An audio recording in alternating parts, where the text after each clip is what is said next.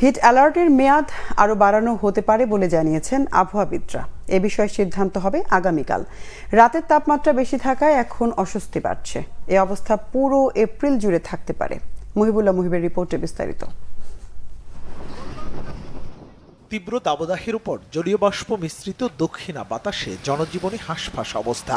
গরমের তাড়না থেকে সামান্য স্বস্তি পেতে একঝাঁক শিশুর দিনভর সাঁতার কাটা। এই চিত্র রাজধানীর চন্দ্রিমা উদ্যান লেকের। চৈত্রের খরতাপে পথশিশুদের যেন কিছুতেই পানি ছেড়ে উঠতে মন চায় না। নগরীর নিম্ন আয়ের মানুষের অবস্থা বেশি করুণ। না পারছেন কাজ করতে, পরিবারের জন্য উপার্জনের কথা ভেবে না পারছেন বসে থাকতে। তীব্র গরমেই কিছুটা জিরিয়ে নিয়ে আবারও ছুটছেন জীবন যুদ্ধে। পাখিটা হাতে গরম হয়ে গেছে গা, একজন খাড়ায় দিলে পাখি মানে ছেড়ে দিলে শুইতে পাও সব শুইতে পড়া যায়। গরমে বাঁচি না, গরম প্রচুর গরম। এই গরমের জন্য এখানে ছায়ায় বসে রয়েছি। এভাবে গাড়ি চালাইলে জীবন বাঁচবে না আমাদের। একটা খ্যাপ মারলে আর খ্যাপ মারতে মন চায় না। উপরের গরমের তাপে নিচের থেকেও পিজের গরমে মনে হচ্ছে আগুন বেরোচ্ছে। পিজে মনে হচ্ছে গলে মোটরসাইকেলের টায়ারে লেগে যায় অবস্থা। সূর্যের তাপ যত বাড়ে তত ক্রেতার ভিড় বাড়ে নগরীর ফুটপাতের শরবতের দোকানে। তীব্র রোদে কাঠ হয়ে যাওয়া গলাটা ভিজিয়ে নেওয়ার চেষ্টা পথিকের। কিন্তু গরম তো অনেক প্রচণ্ড গরম। এই গরমে মানে একটু দরকার, লেবু শরবত দরকার আছে।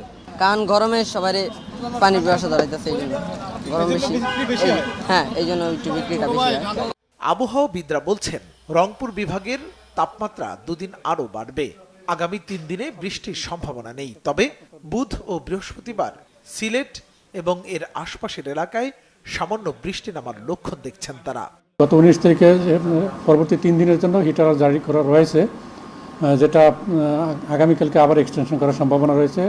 গতকালকে যে সর্বোচ্চ তাপমাত্রা ছিল যশোরে 42.6, এছাড়াও তীব্র থেকে অতি তীব্র তাপপ্রবাহ কিন্তু ঢাকা, খুলনা এবং রাজশাহী বিভাগে বিদ্যমান রয়েছে।